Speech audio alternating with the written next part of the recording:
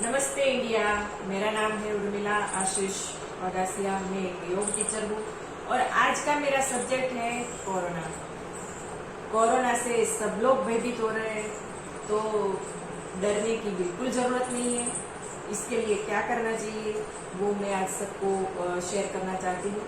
तो जो भी लोग मेरे वीडियो देख रहे हैं उसको सब्सक्राइब करें और आगे अपने फ्रेंड सर्कल को फॉरवर्ड करें और कमेंट में अपनी कमेंट्स लिखते रहें। मैं आज बताऊंगी कि कोरोना का जो सब्जेक्ट है उसमें मैं ये कहना चाहती हूँ कि 2020 में हम लोग देखेंगे तो 2020 में इसी टाइम पे कोरोना का संक्रमण ज्यादा हुआ था और अभी 2021 चल रहा है, तो 2021 में भी यही टाइम पे कोरोना का संक्रमण ज्यादा हो रहा है। तो इसी टाइम पे कोरोना का संक्रमण क्यों हो रहा है वो मैं आपको सबको बताना चाहूंगी। तो इसके लिए हमें समझना पड़ेगा हमारा जो इंडिया का जो ऋतु चक्र है, ऋतु चक्र और आयुर्वेद के सिद्धांत दोनों समझेंगे तो हमको पता चलेगा कि इसी टाइम पे ये संक्रमण क्यों हो रहा है ज्यादा।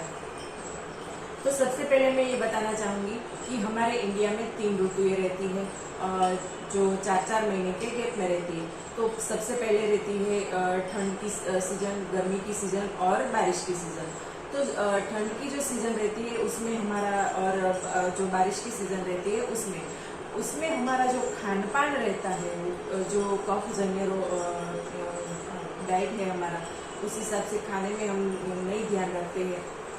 तो उसी वजह से जो कफ है वो हमारे शरीर में 8 महीने तक वो जमा होता रहता है, क्योंकि ये 8 महीने में हमारा जो सूर्य की किरणें हैं वो कम होती है, वो दक्षिण आयाम होता है। सूर्य की किरणों का जो दक्षिण आयाम रहता है उसी टाइम पे हमारा शरीर में वो कफ जन्य रोग, कफ की जो चीजें जो खान पान में रहती है उसी हिसाब से हमारे शरीर में वो कफ जमा होती रहती है।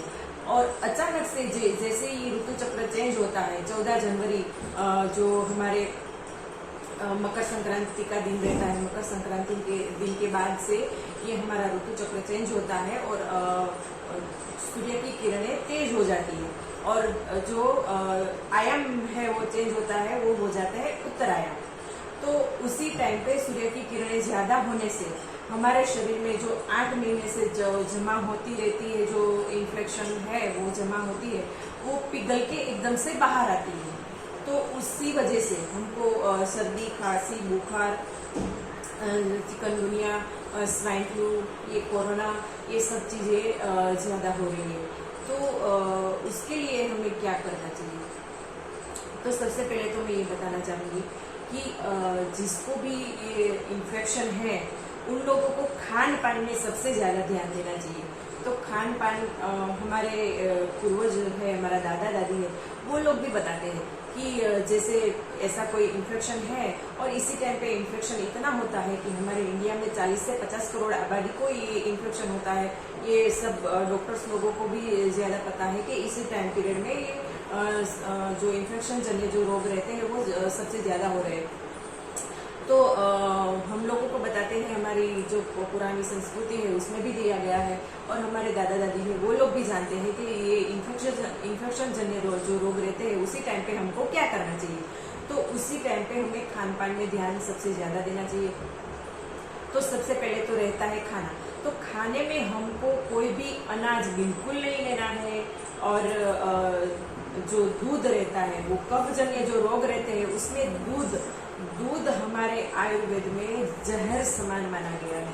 तो जिसको भी इन्फेक्शन है वो लोग भी दूध बिल्कुल ना ले, जो दही है वो भी ना ले। तो खाने में कोई भी चीजें ना ले, सिर्फ मूंग, जो देसी मूंग रहता है वो रात को भिगो दे और सुबह उसका सूप बना दे या फिर मूंग का पानी बना के वो पूरे दिन सिर्फ वो ही पिए। जो ये इन्फेक्शन रहता है वो फैलने का टाइम 3 दिन का रहता है, 3 दिन यानी 72 घंटे। तो 72 घंटे के अंदर वो इन्फेक्शन ज्यादा फैलता है और ये 72 घंटे 3 दिन हम लोग खान पान में ज्यादा से ज्यादा ध्यान दे पाए तो फिर हमको इससे डरने की बिल्कुल जरूरत नहीं है। तो ये 3 दिन के लिए क्या करना चाहिए? तो सबसे पहले तो मूंग का पानी मूंग का सूप बनाना चाहिए। तो जो मूंग का पानी और सूप बनाओ तो उसमें हरा धनिया डालो और उसमें हमारे किचन आधा से ज़्यादा जो आयुर्वेद के में बताया गया कि जो भी रोग है उसको मिटाने के लिए हमारा किचन ही काफ़ी है। तो किचन में से हमें 2 चुटकी हल्दी लेनी है, अदरक लेना है, हरा जो अदरक रहता है वो अदरक का छोटा सा टुकड़ा, फिर लौंग है, फिर पुदीने के पत्ते हैं 2 और जो हमारे तुलसी के 3-4 पत्ते हैं वो डाल के वो मूंग में सब डाल के फिर हम ये सूप बना के ले सकते हैं। और मूंग का पानी भी हम सिर्फ मूंग का पानी भी ले सकते हैं। तो ये हो गया खाने की चीज़। और फिर पानी पीने का जो तरीका है वो मैं बताती हूँ। तो जिनको भी ये इन्फेक्शन है वो लोग पानी कैसा पिए, तो पानी को उबाल लें, उसके अंदर जिसको इन्फेक्शन है वो लोग छोटा सा इतना सा टुकड़ा गिलोय का, जो हरी गिलोय रहती है वो, और जिनके पास हरी गिलोय नहीं है तो वो 2-4 चपटी यानी कि 1 चम्मच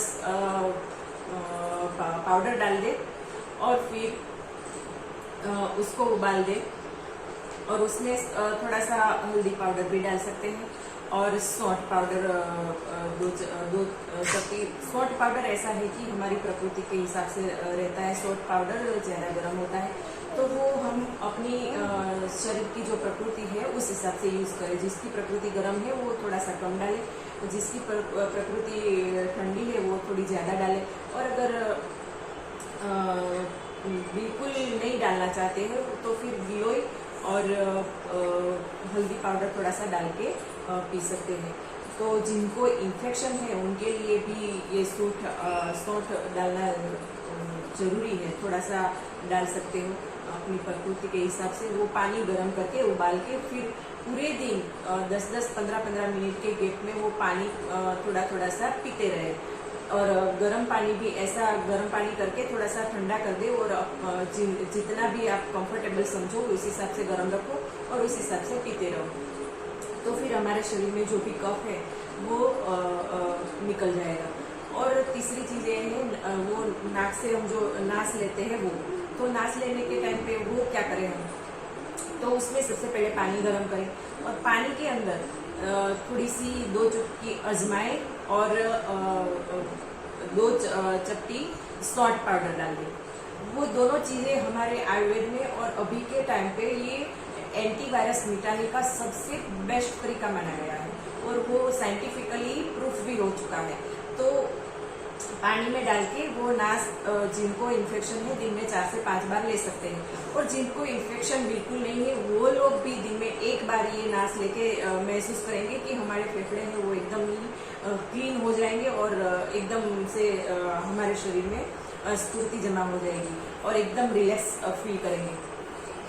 तो ये जो भी फैल रहा है तो वो क्यों फैल रहा है, तो उसके लिए मैं ये बताना चाहूँगी कि ये जब जनता जो है उसको जागरूक होने का टाइम है। ये जो चिकनगुनिया है वगैरह जो है, स्वाइन फ्लू है, ये कोरोना से ज़्यादा तो स्वाइन फ्लू में लोग मर रहे हैं, स्वाइन फ्लू में ज़्यादा डेथ हो रही है। तो इससे डरने की बिल्कुल ज़रूरत नहीं है। ये हम लोगों को डिस्टेंस रखने की ज़रूरत है। जन जागृति का टाइम है। ये कोरोना है वो फैलता कैसे है, तो जैसे लोग ज़्यादा संपर्क में आते हैं तो उसी वजह से ये फैल रहा है। तो जिनको भी कोरोना है वो लोग प्लीज़ क्वारंटाइन रहे और जितना भी टाइम उन लोगों को इन्फेक्शन है वो उतना टाइम जन संपर्क में ना आए। बिल्कुल ही अलग अपने सारी चीज़ें जो भी आप डेली में यूज़ करते हो सारी चीज़ें अलग से रखें और अलग से रहें, ताकि हमारे फैमिली में दूसरे मेंबर को भी ना फैले और दूसरे जो लोग हैं उन लोगों को भी ना फैले। तो ये चीज़ें हम करेंगे तो कोरोना फैलने का डर बिल्कुल ही ख़त्म हो जाएगा। और ये ज़्यादा तो मैं ये सोच रही हूँ कि कोरोना के नाम से सबके माइंड में कोरोना बैठ गया है, तो ज़्यादा से ज़्यादा लोग क्या कर रहे हैं कि ज़्यादा से ज़्यादा लोग तो कोरोना के नाम से ही इतना डर जाते हैं, अंदर से इतनी घबराहट वगैरह हो जाती है। क्योंकि लोग की डेथ इससे भी ज़्यादा, लोग डॉक्टर कहते हैं कि इसको कोरोना का इन्फेक्शन है, तो आधे से ज़्यादा लोग ये डर के मारे ज़्यादा डेथ हो रही है। तो डरने की बिल्कुल ही ज़रूरत नहीं है।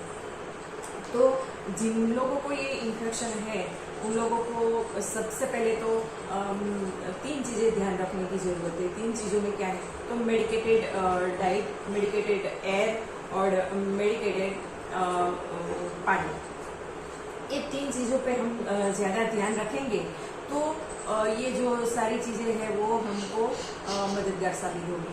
तो डाइट में क्या करना है, तो डाइट में ये करना है कि जैसे पहले मैंने बता दिया कि जो मूंग है, मूंग का यूज़ कैसे करें। तो मेडिकेटेड डाइट में हम मूंग का यूज़ कर सकते हैं, जैसे सूप और पानी जो बताया गया उसी हिसाब से मूंग यूज़ करते रहे।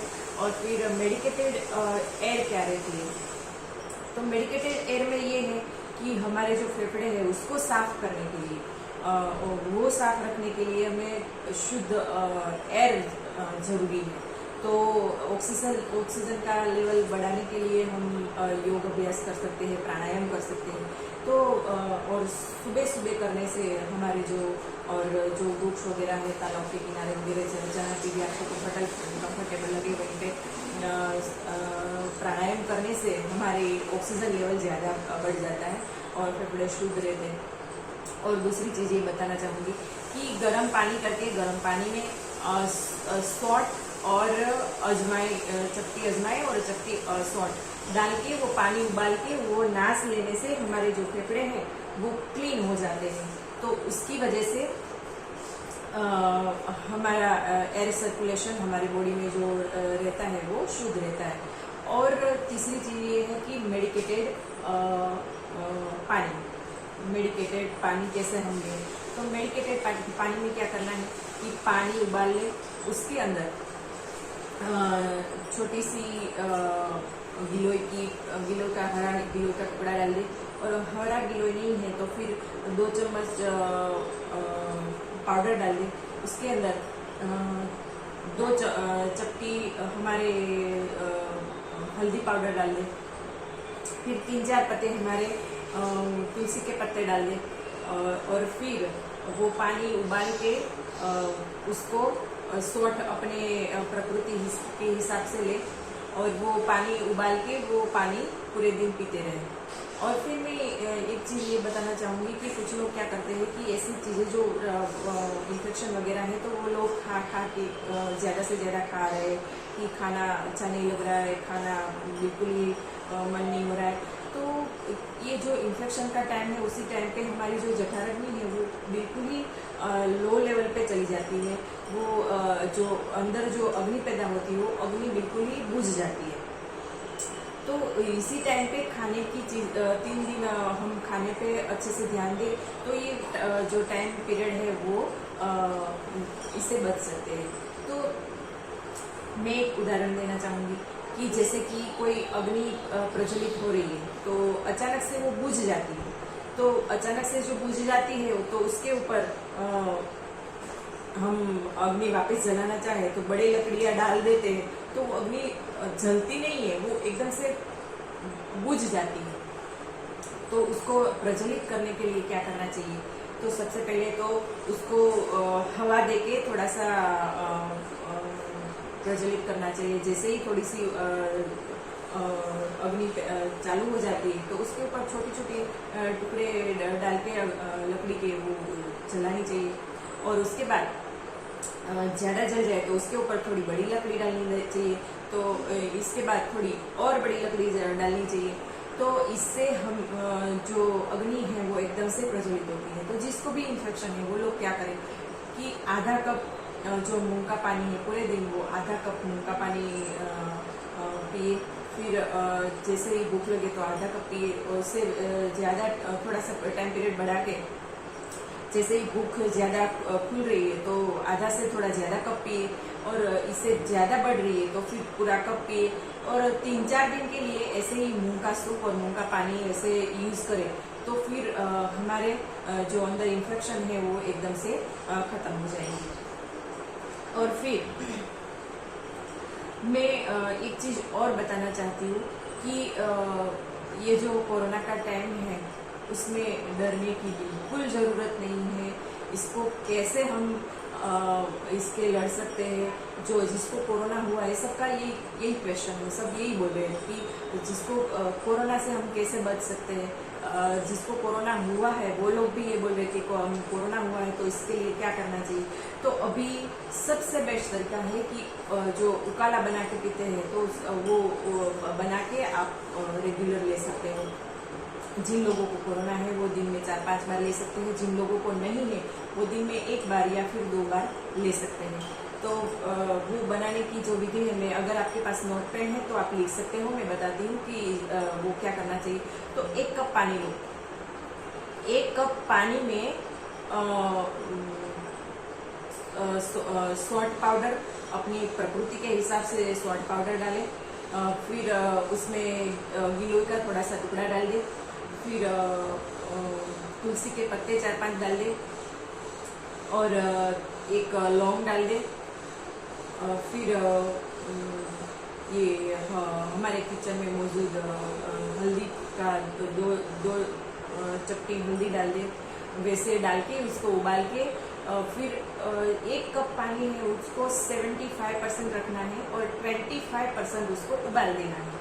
पूरा कप रहता है, पूरा कप में से 25% इसको उबाल के खत्म कर देना है। और जैसे ही 75% रहता है तो वो 75% पानी है वो थोड़ा सा ठंडा कर निकाल के फिर थोड़ा सा ठंडा करके हमारी प्रकृति के हिसाब से हम जैसा पी सकते हैं उस हिसाब से थोड़ा सा ठंडा करके वो हम ले सकते हैं, जिससे कोरोना से बचा जा सकता है। तो मैं पूरे इंडिया को, पूरे देश को और विदेश को सबको मैं बताना चाहूँगी कि कोरोना का जो टाइम है उससे बचने के लिए हमारे आयुर्वेद को अपनाएं।